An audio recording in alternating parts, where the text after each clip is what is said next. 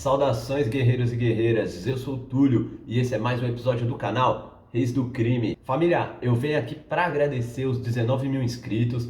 Eu sei que tá até um pouco tarde porque graças a vocês tá batendo quase 20. Família, muito obrigado, pra mim isso é muito foda. Eu nunca imaginei que eu iria chegar tanto. Agora ainda mais eu espero tá crescendo cada dia mais, família. Eu lancei os membros para inscritos e quem quiser apoiar o canal sendo membro, galera, vai dar uma puta força para nós. Eu quero trazer para os membros umas lives constantes, pelo menos de 1 a 2 vezes por semana. Isso vai depender do tempo, mas uma será certeza. A ideia é fazer toda sexta e às vezes quando der no domingo também. Ou todo domingo, né? Isso daí, dizem vocês aqui nos comentários o que vocês preferem. Espero que vocês estejam gostando do nosso conteúdo. E é isso aí, família. Eu quero mais uma vez deixar para vocês aqui meu forte abraço. Quem puder nos seguir nas redes sociais do TikTok e do Instagram, segue lá, @Reis do Crime. E se você também quiser mandar algum valeu para nós, porra, vai ser muito bem recebido, família. Mais uma vez, eu quero deixar meus agradecimentos. E é isso aí, meu povo. Bora pro vídeo. Depois de meses tentando provar que ele foi realmente a vítima em um jogo ilegal administrado pela Agência Central de Inteligência, Rick Ross finalmente ouviu seu destino: culpado. Vida na prisão sem possibilidade de liberdade condicional. Rick não conseguia acreditar no que estava ouvindo. Ele ficou sentado no tribunal, incapaz de falar. Ele olhou para sua mãe e a viu chorando. Ele pensou consigo mesmo que nunca mais haveria fora dos muros de uma prisão. Por quase uma década, Freeway Rick Ross foi o homem mais importante quando se tratava de vender crack nos Estados Unidos. Suas drogas eram vendidas em todas as grandes cidades do país, faturando milhões de dólares por dia. E, no entanto, lá estava ele, sentado em um tribunal de San Diego, prestes a ir para a prisão pelo resto da vida. Vítima de uma lei de 3 sentenças e seu próprio império das drogas ajudou a criar.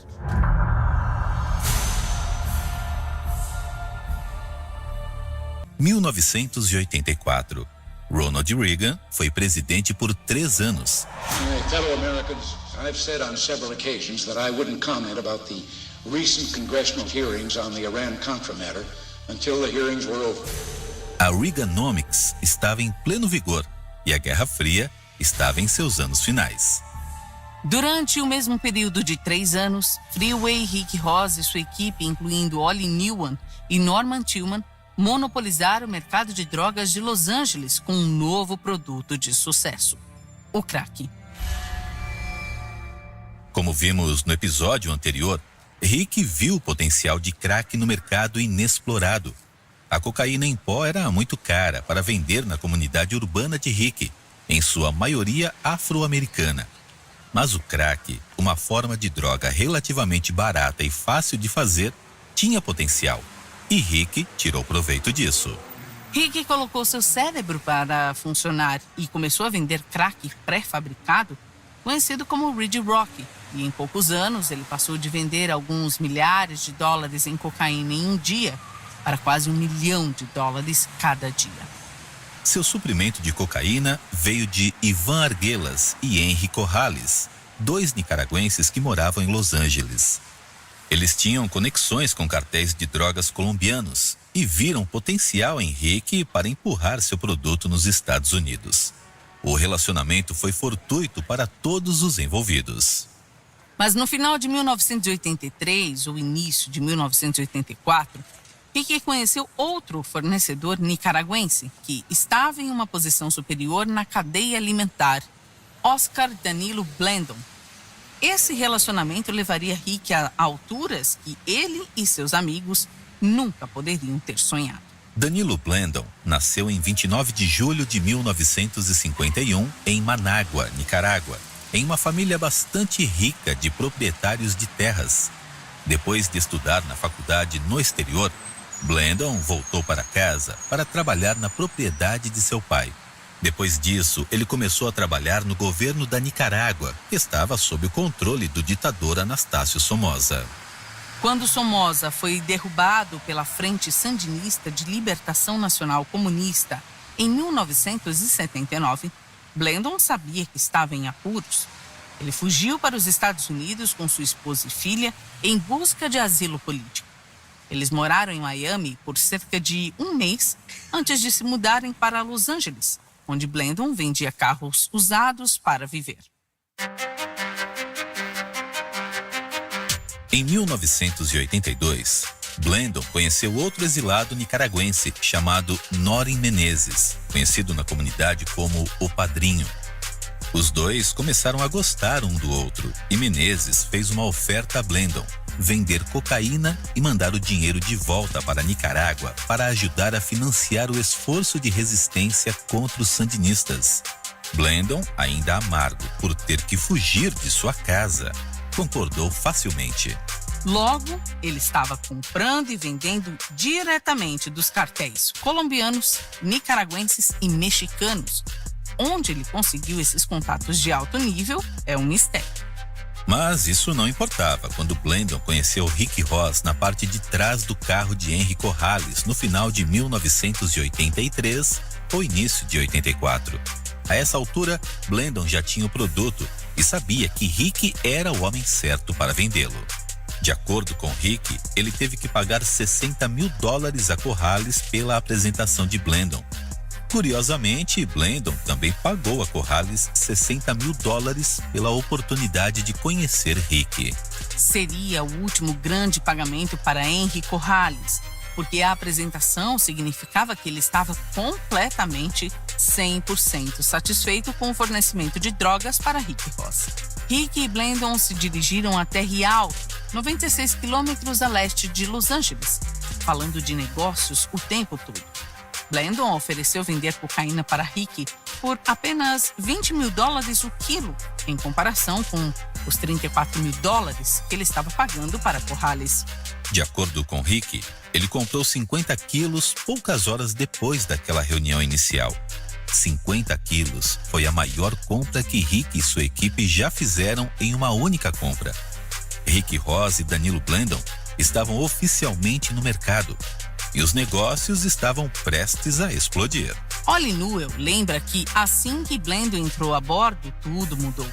Ele forneceu todas as ferramentas essenciais para levá-los de traficantes de rua a chefões do tráfico de drogas de todo o país.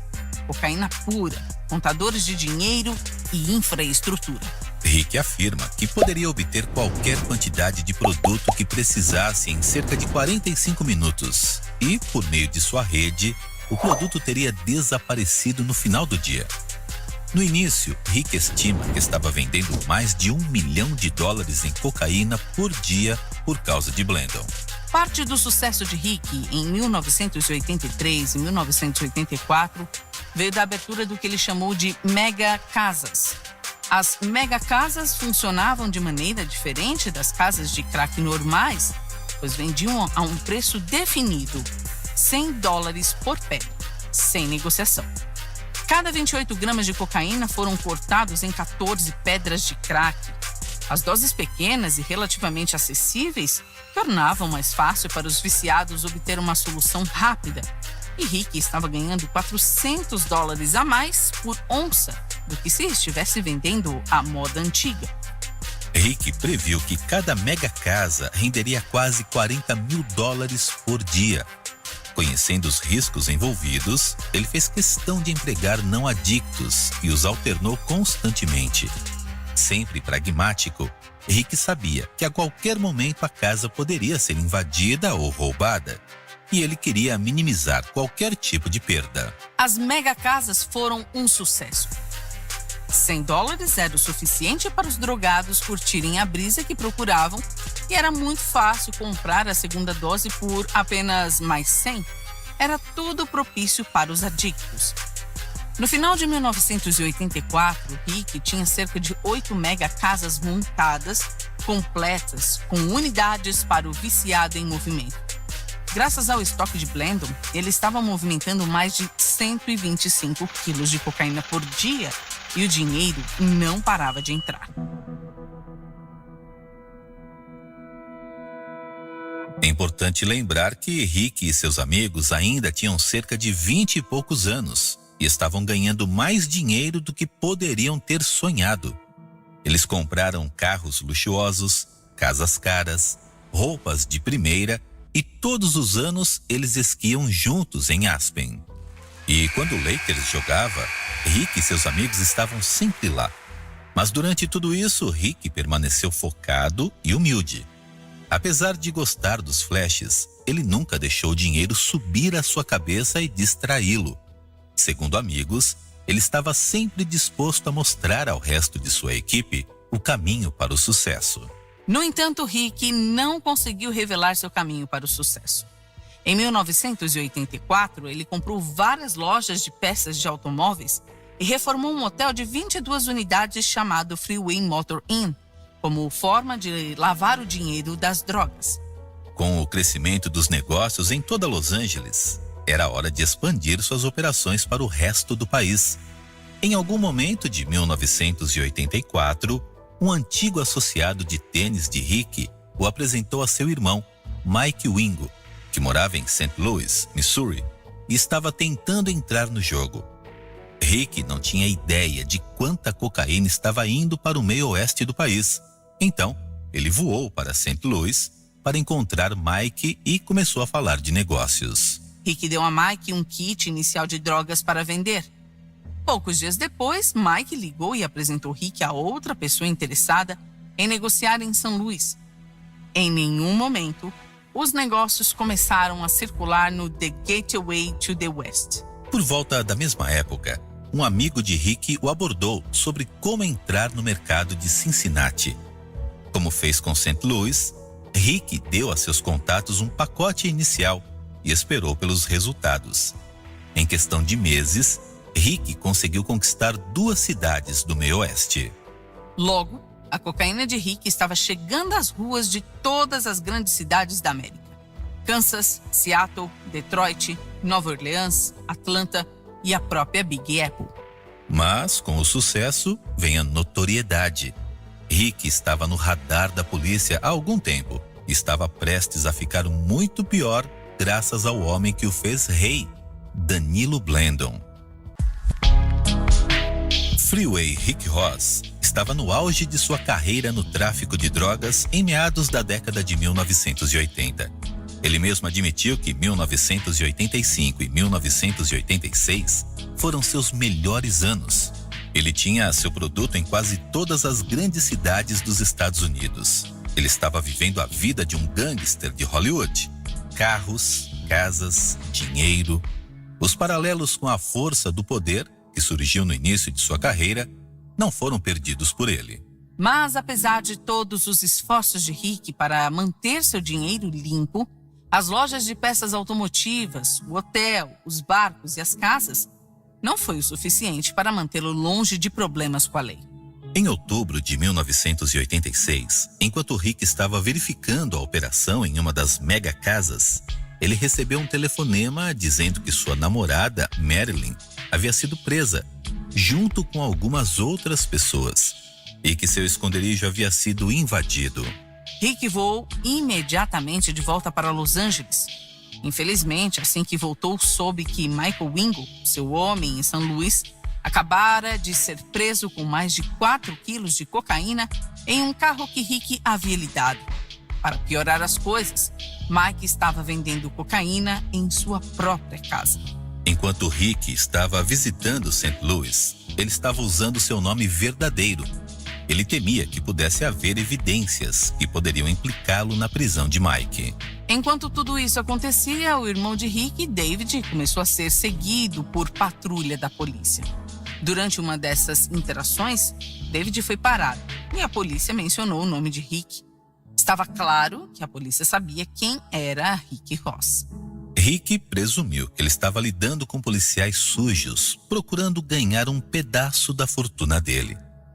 Assim, ele garantiu que ele e seus meninos estivessem sempre protegidos, mantendo um dos melhores advogados de defesa da cidade, Alan Fenster, trabalhando para ele. Alan não saiu barato, mas Rick não iria deixar ninguém em sua tripulação ir para a prisão. Eventualmente, Rick soube que havia um mandado de prisão em São Luís em conexão com Mike Wingo. Mas quando ficou claro que Mike não testemunharia contra seu chefe, as acusações contra Rick foram retiradas. Nos anos em que a DEA manteve o controle sobre Rick, ainda não havia nenhuma evidência substancial que pudesse ligá-lo a um crime. De acordo com Rick, o que o permitiu sobreviver todos esses anos sem nenhum problema com as autoridades foi o quão cuidadoso ele foi para esconder sua identidade. Ele usava identidades falsas sempre que podia, se certificava de que as janelas do carro fossem escurecidas e nunca divulgou seu nome verdadeiro quando não precisava. Rick Ross era simplesmente um nome sem rosto. Rick conta como ele e Ollie uma vez tropeçaram em uma batida e viram um amigo deles, que nem era traficante, ser preso pela polícia. Mais tarde, naquela noite, o amigo voltou e Rick perguntou o que havia acontecido. O amigo revelou que a polícia o confundiu com Rick Ross. Em outra ocasião, a academia que Rick frequentava foi invadida. Ele foi capaz de se esconder entre a multidão de pessoas, saindo sem que a polícia percebesse que ele estava lá. Apesar de sua capacidade de permanecer persona non grata, as casas de Rick ainda eram objeto frequente de batidas policiais. Seus amigos e funcionários eram presos rotineiramente, cocaína e armas apreendidas e milhares de dólares perdidos. Um ataque em 1987 trouxe notícias que Rick levava muito a sério. Enquanto os policiais investigavam a casa, o amigo de Rick os ouviu discutindo o que era oficialmente chamado de Força Tarefa de Rick Ross na Freeway. A Força Tarefa era uma unidade local, estadual e federal criada em janeiro de 1987, com o objetivo de derrubar o império das drogas de Rick. Uma equipe de 9 oficiais da Polícia de Los Angeles e do Departamento de Xerife liderou o esforço, que eventualmente incluiria o FBI, a DEA e a Força Tarefa de Repressão às Drogas do Crime Organizado. Rick e sua equipe não entendiam o quão grande a investigação multiagência realmente era, mas os ataques constantes, às vezes simultâneos, de diferentes esconderijos, deixavam Rick nervoso. Ele imaginou que o calor acabaria diminuindo, mas por enquanto ele manteria o ouvido bem aberto para o caso de mais problemas surgirem. O calor, de fato, diminuiu. Mesmo que Rick soubesse que estavam de olho em sua operação, ele continuou os negócios como de costume, se certificando de reforçar sua segurança. Em 1987, a operação de Rick estava vendendo 100 a 200 quilos por dia, com cada esconderijo trazendo $100 mil por dia. Agora, esses números vêm de Rick pessoalmente, e é difícil dizer o quão precisos eles são. Dito isto, os promotores estimaram mais tarde que durante a carreira de Rick, ele arrecadou perto de $1 bilhão. Então é provável que os números de Rick não estejam muito longe. Em abril de 1987, Rick e seus amigos Ollie Newell e Cornell Ward estavam saindo de uma das oficinas de Rick, o Big Palace of Wheels. Quando começaram a dirigir para casa, Rick notou um carro sem identificação os seguindo. Outro carro parou bem ao lado deles. Lá dentro, eles viram os casacos verdes do Departamento de Xerife de Los Angeles. Ollie reconheceu um dos policiais como Robert Sobel, com quem ele já havia se desentendido. No momento em que o sinal ficou verde, Rick, Ollie e Cornell decolaram. Seguiu-se uma perseguição. Depois de um tempo, Rick disse a Ollie para assumir o volante e manter o pé no acelerador. Quando Ollie assumiu o controle, Rick rolou para fora do assento do motorista, enquanto o carro ainda estava em movimento, e saiu correndo.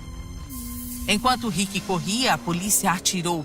Eventualmente, Rick escapou, mas Ollie e Cornell foram presos.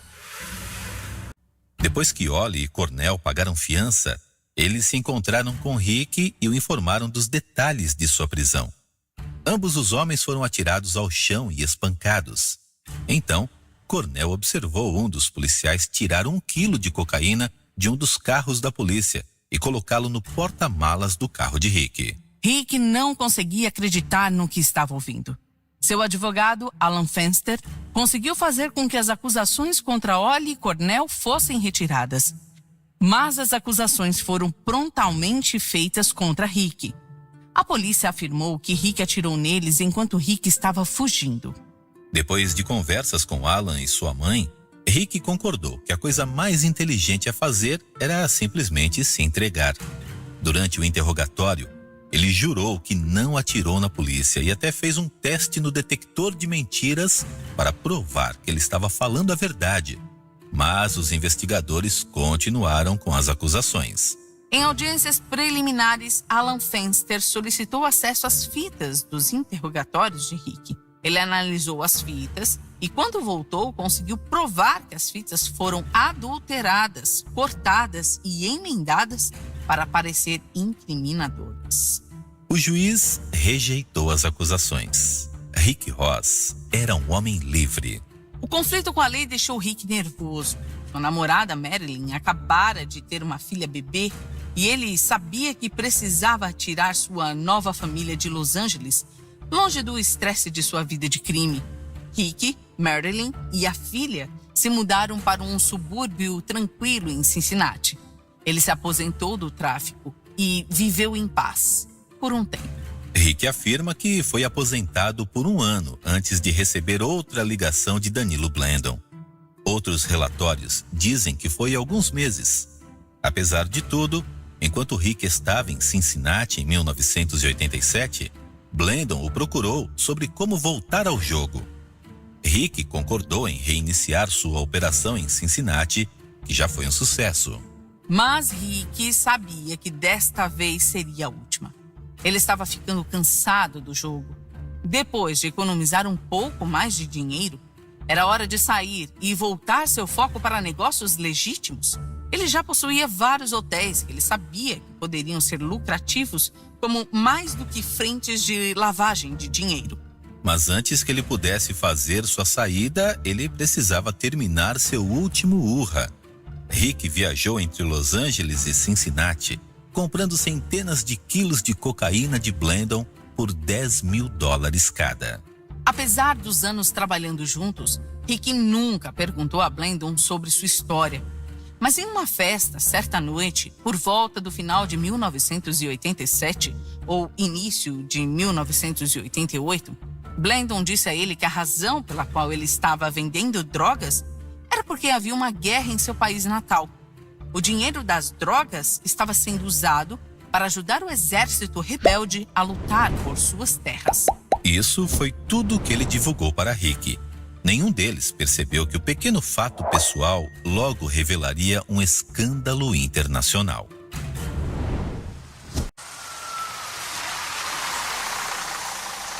Em setembro de 1988, um dos homens de Rick foi enviado de ônibus para Cincinnati com 9 quilos de cocaína.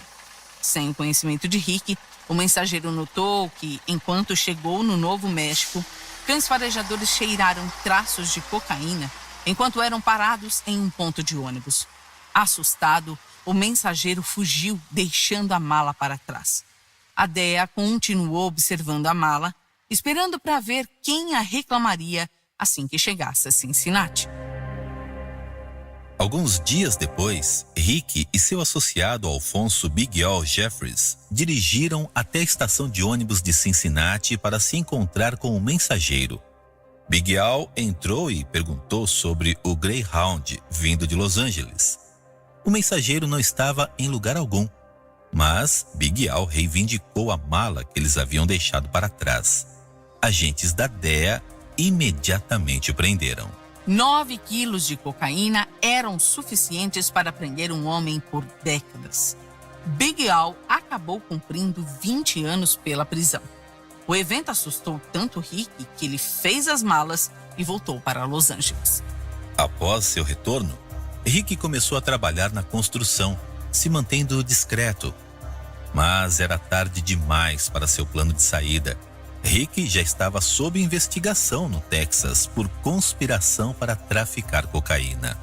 O grande júri proferiu uma acusação no final de 1988 ou início de 1989 e um mandado de prisão foi emitido para Rick.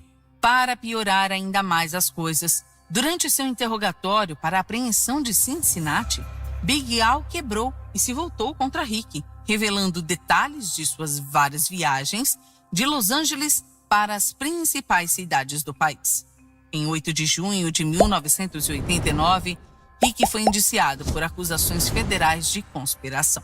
Por meses, Rick continuou vivendo sob o radar em Los Angeles e nada veio do mandado de prisão.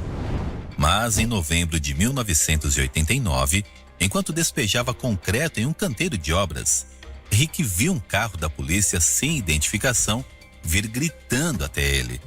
Rick não pensou e saiu correndo. A polícia abriu fogo. Rick se escondeu em uma casa próxima. Uma equipe da SWAT de 2 homens o descobriu escondido em um armário e o prenderam. Por preso, queremos dizer que os policiais do Departamento de Polícia de Los Angeles espancaram Rick sem piedade. Rick diz que eles usaram lanternas e frigideiras. Fotos de evidências mostram vários cortes e hematomas infligidos pelos policiais.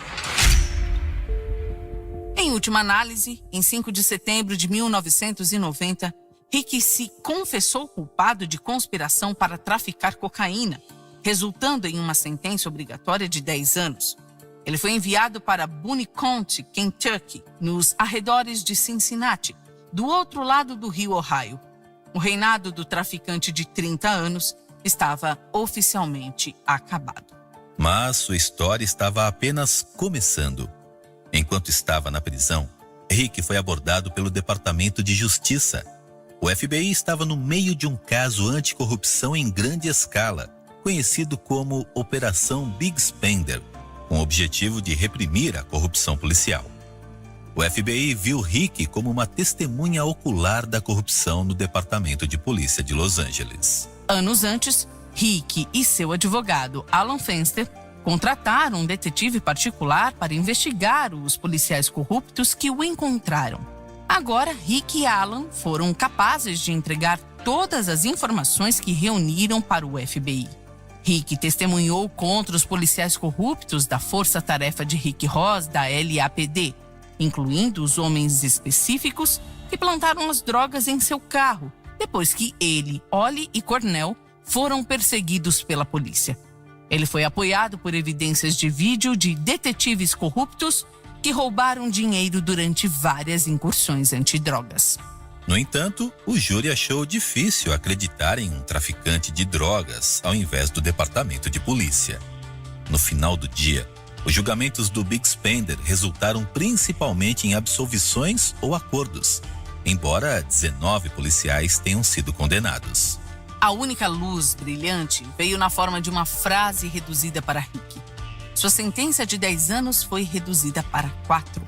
Em setembro de 1994, Rick Ross completou seu tempo e foi libertado da prisão. Agora, com 34 anos, ele voltou ao centro-sul de Los Angeles para continuar administrando sua oficina, o Big Palace of Wheels. Rick achou que seus dias de tráfico de drogas haviam acabado. Ele teve sua segunda chance e não iria estragá-la. Ele participava de tours pela mídia, dando entrevistas sobre seus dias de tráfico de drogas e o tempo na prisão. Ele queria reparar os danos que infligiu à sua comunidade. Rick começou a trabalhar com organizadores comunitários, estabelecendo centros juvenis e doando dinheiro para igrejas. Em nenhum momento ele se transformou de chefão do tráfico em filantropo. Mas depois de alguns meses de vida após a prisão, Rick recebeu um telefonema que desejou nunca ter recebido. Era um fantasma de seu passado. Um homem de quem ele nunca esperava ouvir de novo.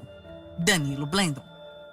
No início de 1995, Rick Ross tinha acabado de sair da prisão e estava ansioso para reiniciar sua vida. Então ele recebeu um telefonema inesperado de um antigo sócio, Danilo Blandon, e sua esposa, Shepita. Queriam dar um jantar para Rick. De acordo com Rick, demorou 6 meses antes que ele e Blandon realmente se sentassem. No final das contas, Blandon disse a Rick que devia dinheiro a seus fornecedores colombianos e que precisava da ajuda de Rick para vender 100 quilos de cocaína. O que tornava este negócio diferente do resto era que Rick não iria realmente comprar a cocaína. Ele era apenas o intermediário. Blandon até ofereceu a Rick uma taxa de localização de $300 mil se ele pudesse arranjar um comprador para ele. Rick ficou dividido sobre a decisão. Na época, ele também devia algum dinheiro a algumas pessoas, e isso seria uma resposta para o problema. E Blandon garantiu a Rick que este não seria um negócio típico. Era simplesmente um amigo ajudando outro amigo em uma encrenca. O que um pequeno favor poderia machucar? Rick contatou um velho amigo dele, Leroy Chico Brown. Chico construiu para si uma boa operação com drogas. E Rick esperava que, se Chico e Blandon se dessem bem, Blandon deixaria Rick em paz. Por fim, todos concordaram e marcaram a data para o negócio, 2 de março de 1995. Rick e Chico, junto com San José Mike, o homem que apresentou Rick a cocaína 15 anos antes, conheceram Blandon no estacionamento de um Denny's em Chula Vista, ao sul de San Diego. Blandon se aproximou de Rick e Chico e pediu o dinheiro. Chico perguntou onde estava a cocaína e Blandon apontou para um Chevy Blazer do outro lado do estacionamento. Rick lembra como Blandon estava impaciente, tanto que deixou Chico nervoso. Mas Rick garantiu a Chico que tudo ficaria bem. Chico entregou o dinheiro a Blandon e Rick e San José Mike foram até o Chevy Blazer e começaram a descarregar as drogas. Bem na hora, a DEA e as autoridades locais pularam de seus esconderijos. Rick imediatamente saltou para a caminhonete de seu amigo e decolou. Quando seus pneus cantaram para fora do estacionamento, Rick se virou e viu Danilo Blandon olhando para ele, rindo. Helicópteros sobrevoaram enquanto vários carros não marcados perseguiam a caminhonete em alta velocidade de Rick. Rick se lembra de ter pensado que esse era o seu fim. Sua vida acabou. Ele bateu em uma cerca viva, saltou do carro e correu para salvar a vida. Quando ele finalmente parou, ele foi recebido por uma dúzia de oficiais locais e federais. Pela segunda vez, Freeway Rick Ross estava sob custódia por cocaína. Ele tinha 35 anos. Em setembro de 1995, 6 meses depois de ser preso, Rick Ross conheceu um jornalista chamado Gary Webb na sala de visitas do Centro Correcional Metropolitano de San Diego. Durante 2 meses, Gary estava investigando a dica mais estranha que a ficção de que os traficantes de drogas estavam trazendo drogas para os Estados Unidos em nome da CIA.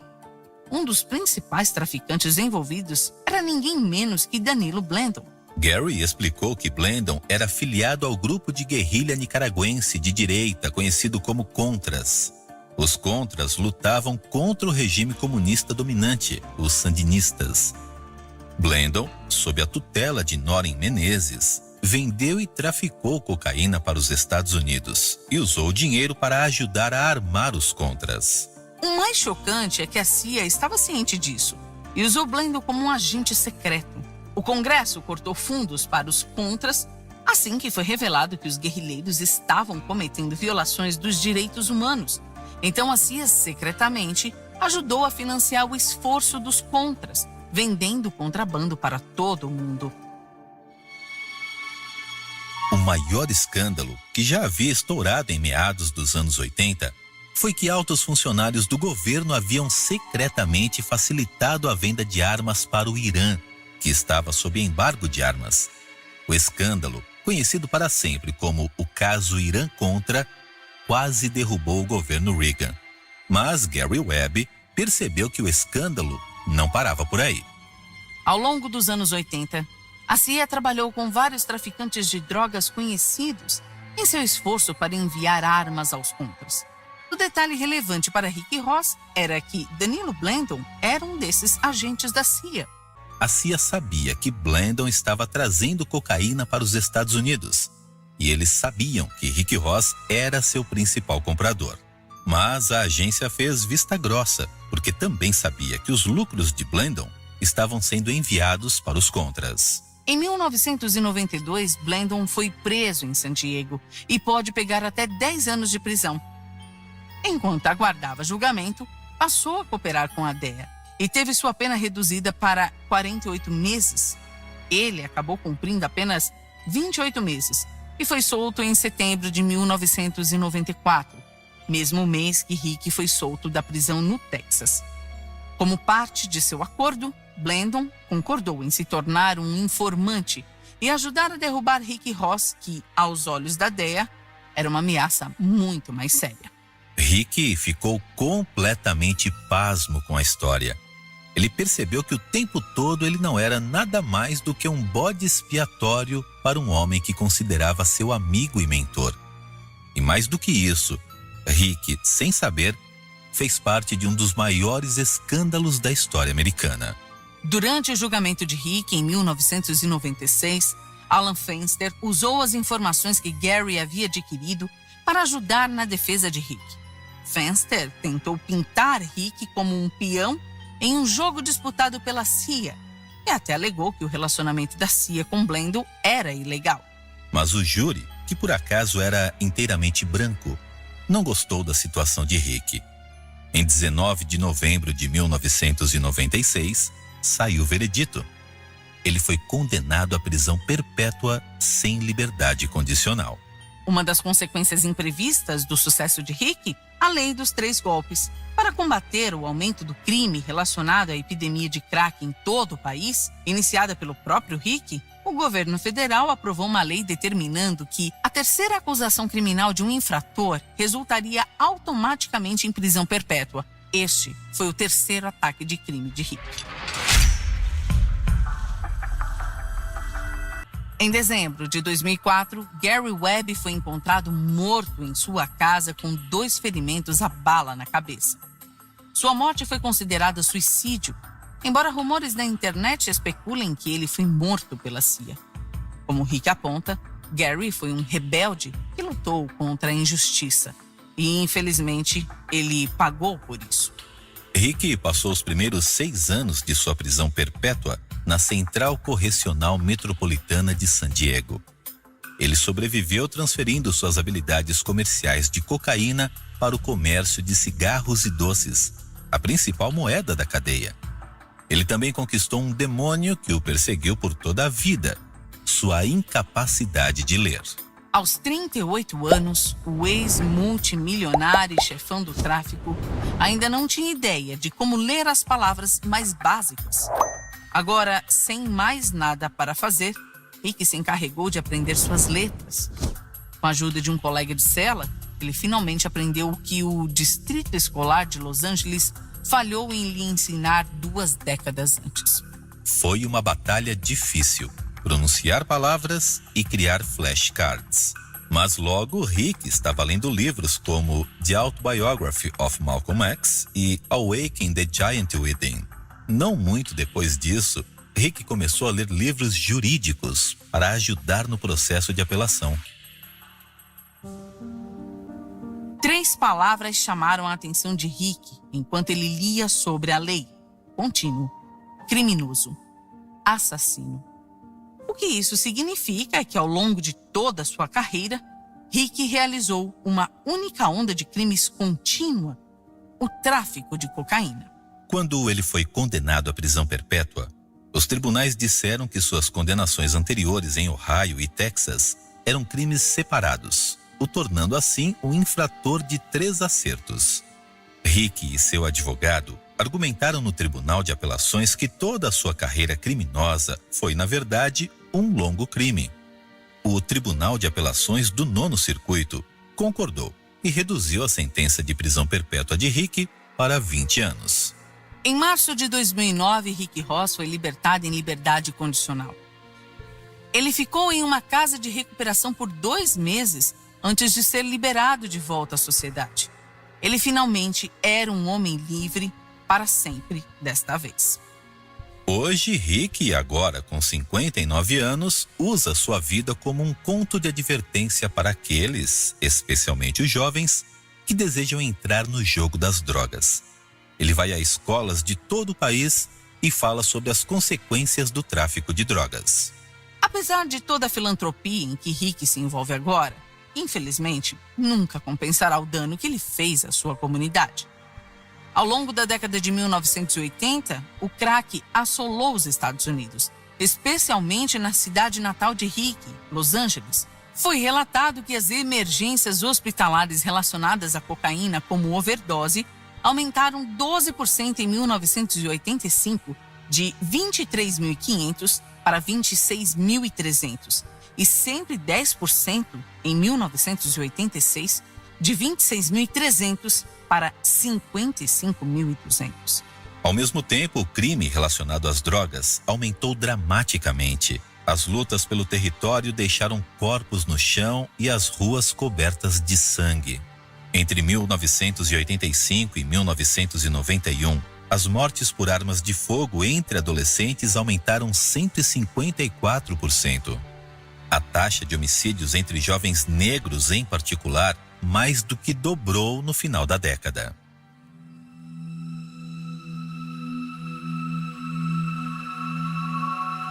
O aumento astronômico do crime e o aumento das emergências médicas relacionadas às drogas acabaram chamando a atenção dos políticos e da polícia. A polícia local começou a militarizar cada vez mais sua força. O LAPD, o Departamento de Polícia de Los Angeles, era famoso por invadir casas de crack usando um tanque com um ariete acoplado a ele. Uma comunidade que já observava a polícia com um olhar suspeito agora os via tão violentos e destrutivos quanto os Blood e Crips. Em 1986, o governo federal largou o martelo sobre as sentenças por drogas. Foi aprovada uma lei que criou uma proporção de 100 para 1 para sentenças de crack e cocaína em pó.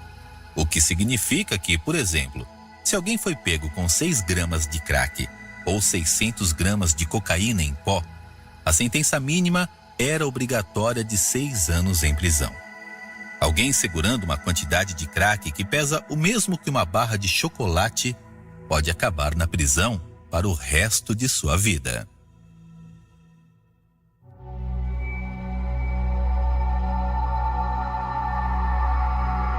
Rick Ross pode não ter percebido o impacto que suas ações teriam em toda uma geração e em toda a sua comunidade. Por meio do tráfico de drogas, ele ajudou a acabar com a vida de centenas de milhares de pessoas, seja por overdose de drogas, guerra de gangues ou prisão perpétua. Hoje, Rick assume a responsabilidade por suas ações e fez de tudo para buscar a redenção. Ele diz que quando começou a vender drogas, no final dos anos 70 e início dos 80, ele o fez para escapar da pobreza. Por quase 10 anos, ele fez exatamente isso. Mas, por mais impressionante que seja a história de Rick, não podemos esquecer que seu sucesso veio às custas de comunidades em todo o país.